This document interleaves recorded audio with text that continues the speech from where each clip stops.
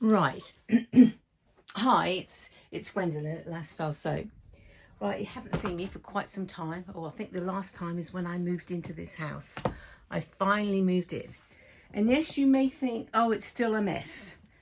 But honest to God, oh, I shouldn't say that. Honestly, it's been an absolute emotional drain. I had boxes piled high. If you have a look at the previous video, I know it wasn't a very good video. It just showed you me moving in and the boxes floor to ceiling, and it was forest green on the walls. Now I had to paint. I've only done this in the last couple of months, the last couple of weeks, from here where the switches are all the way around just to here. And that took 4 coats to cover it, because I couldn't do it all the way around here to start with, or even here on the side and above and behind, because I had all the boxes on one side. I've unpacked a whole load of stuff for it to get in this mess. And I put the boxes on one side, and then I had to put them all over the other side, so I then could actually paint in between, doing all the, you know, the top and all the way down here and behind there. Absolute nightmare, it really was. 4 coats, so it really took me 2 weeks, because I did like a coat every day because I had to have it dry. Then I had the weekend, and I had other things to do, because I'm going to do lifestylesew like I originally wanted to do, my lifestyle, not just sewing. So it may be a bit of cooking, it may be a bit of outside in the garden, or if I go out for a day, which is not very often, so don't get your hopes up on that. So I just thought I'd tell you how I've sort of organised it at the moment.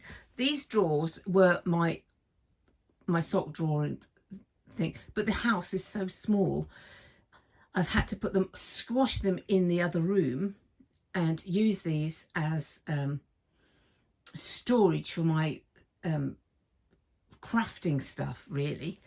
And I've got my lovely brother over there, which is the Scan and Cut. Absolutely adore that. I don't use it very often, but when I do, it's amazing thing. This is all the I went into what was it, paper crafting. I said I'd never do it. I didn't, and then all of a sudden I got hooked on something, and it's so addictive, so addictive. It has actually cost me a fortune, and I don't use it as much as somebody who does that for a hobby. It's not so much a real hobby like sewing is. It's more every now and again. I just do Christmas cards, and that's what I do. I don't sell them or anything. I just do them for home use. But you needed, and then you got this offer and that offer, and I thought, oh my goodness me. And then I had to stop myself, because I wasn't going to be using, I realised that I'm moving into this house, I wouldn't be able to use anything. Then I went into IOD, which is paints, and let me just show you the IOD, because I'm quite artistic actually. You get all the transfers and different transfers and things like that, and make different things. So I've made quite a few nice little things with that, which I've been very pleased with. And that, so they're the 2 main hobbies. Here is still part of the the bottom is my art stuff for painting as watercolors. I used to be into oils, but now I've got rid of all of that, and that's just my painting stuff and a little bit of Christmas stuff. And as you can see, I'm into Balsam Hill. I love the Balsam Hill Christmas stuff. I've overbought with that, so I'm one of these people that like to have a different Christmas tree look every year. I just love doing that. Now this is outside the tiniest window. Honest to God, this is outside. There's my little red car, and I don't know how far you can go around that corner. but it has all the trees, and it's a little cul-de-sac really for older people, except the guy next door isn't old.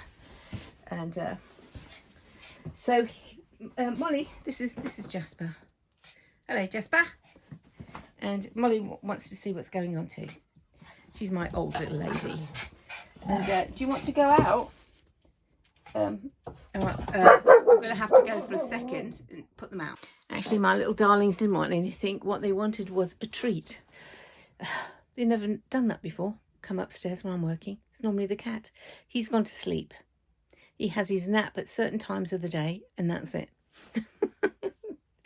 But normally he's here. Anyway, moving on. So let me explain as we go around again.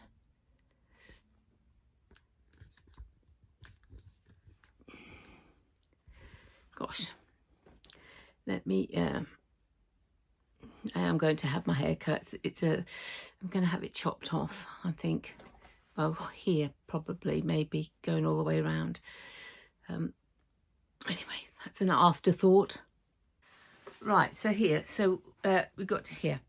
So unpacking this room is actually bigger than my other sewing room. As crazy as it sounds.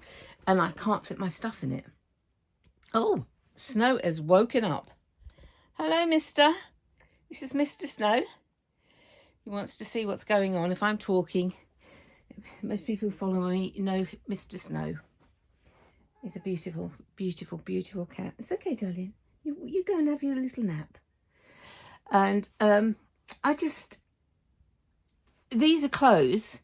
So I haven't got another wardrobe, you see. Before, in that other house, I had a double bank of wardrobe in one bedroom, a double bank on the landing, because I had a large landing, and I had a small double in my own bedroom with the ensuite. And here, there's one, really, it's for a single person, but it's got double rails in one small unit, and it's not enough.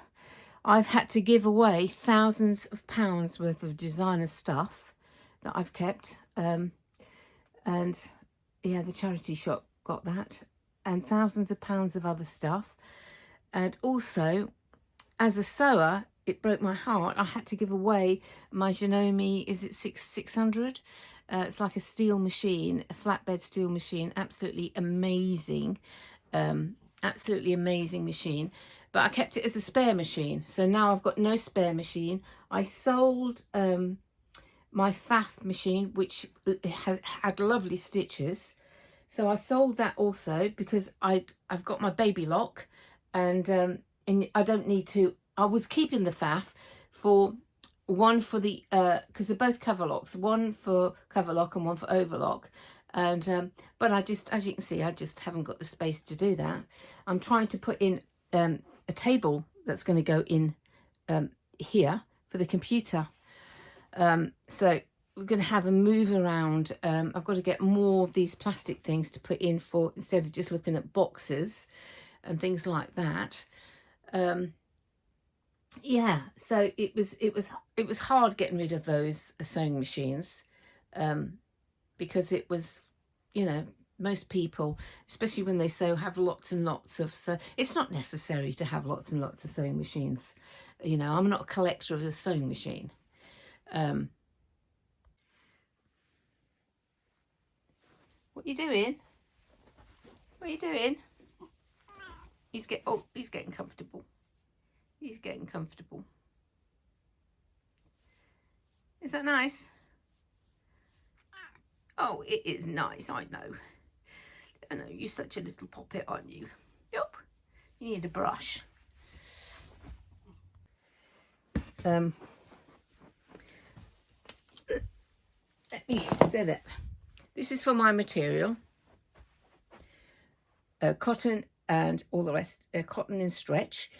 And obviously they're the books that I've had. These are all the patterns that I bought. 2 boxes of patterns. I actually culled about 3 boxes and put those to the charity shop. I could have sold loads and loads of stuff, but I didn't do that because I thought I was moving faster than actually I was moving. I was led to believe that. So I got rid of a lot of stuff furniture. I got rid of half the house. I gave it all away so it could go quickly, and hopefully it goes to somebody that wants it. And although my unit in the front room went to somebody who would look after it, but they had plenty of money. They really sent pictures. It was in a good home, but that's not normally why I give something away. They could well afford to pay for it. But anyway, so this is a whole load of stuff that I need to sort out. I've got my knitting machine here. This I'm trying to sell. It's got whole loads of them for about 1,100. This is like being looked after since new. It's in mint condition. That everything is in mint condition. I used it a lot when the kids were little or younger, and but now I don't use it because I'm into my sewing. But so if you know anybody that is into knitting machines in the UK, that is one hell of a buy. It comes with a table, the knit leader, which is hard to get hold of, a brother knit leader, which is basically a miler sheet, and you just put in your size and it works out all the stitches for you. So you're just good to go. I mean, it's just an amazing thing. Now, all of these boxes here, they're actually will be going inside the machine, because when I've put my machine in its cabinet, but all the other bits and pieces I packed, because obviously I didn't want the furniture man all this stuff dropping out. So it's all in these little boxes to do it. So no, stop it. And my Bernina, when the table's up, the table will go up. I've measured it and checked it, but you can't get into the drawers once the table goes up. So you have to put the table down to get into the drawers. So that's just a project thing. You need to remember to get your stuff out before you start your project. And it does open all the way around here, so you're in there.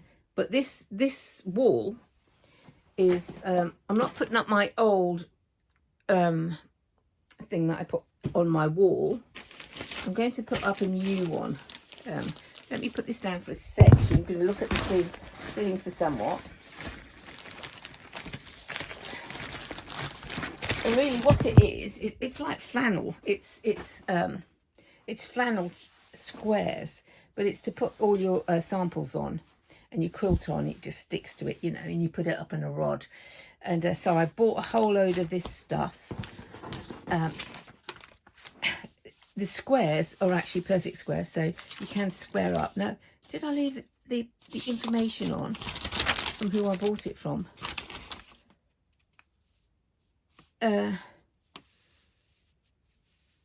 No, I didn't. Oh, that's bizarre. Right, this is the order number anyway. Where is it? So that is what you need to,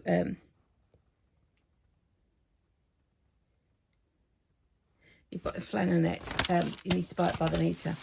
So I'm going to do a bit of sewing for that and put that, get that on the wall. Somehow I was going to, I'm not sticking it on the wall, obviously, because, this house has got to be sold at some stage. So I'm going to put some, like I did before, put in some little bracket things and stick it up there. And that's that. But now we come to something totally different. Let me put that over there. And one of the main things that I really want to talk to you, because if you've got Bernina sewing machine, well, actually you don't need a Bernina sewing machine. You can still buy this if you haven't got Bernina sewing machine.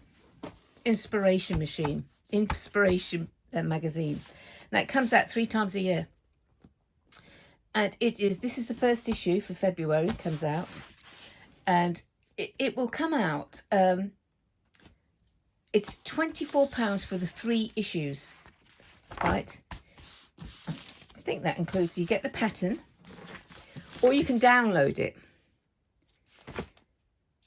But think very carefully when you download it, because all you're going to get is loads and loads and loads and loads of sheets of paper like this. You're going to have to stick them together. It's going to cost you your time, and it's also a lot of time sticking them all together. And it's also going to cost you in ink, a lot of ink. So if you click on it, make sure you click the bit that you get the printed patterns. Okay, so you've got your printed.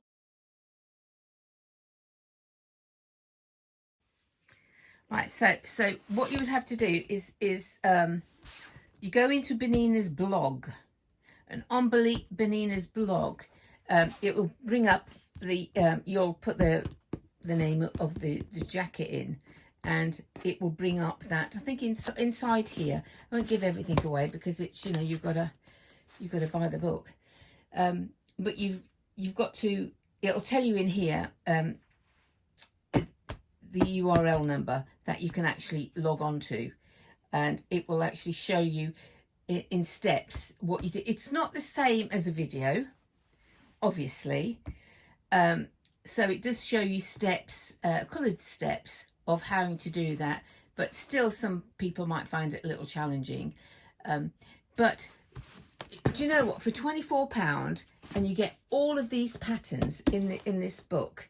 I've had quite a few of these, and on the actual blog also you can buy individual magazines. You don't have, because you're buying these 3 at a time for the year for the £24, but you can actually not do that.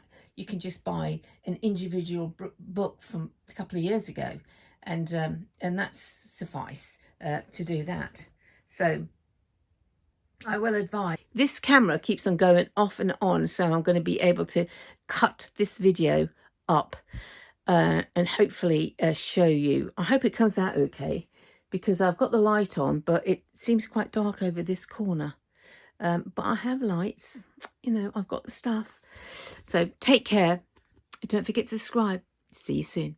Bye-bye.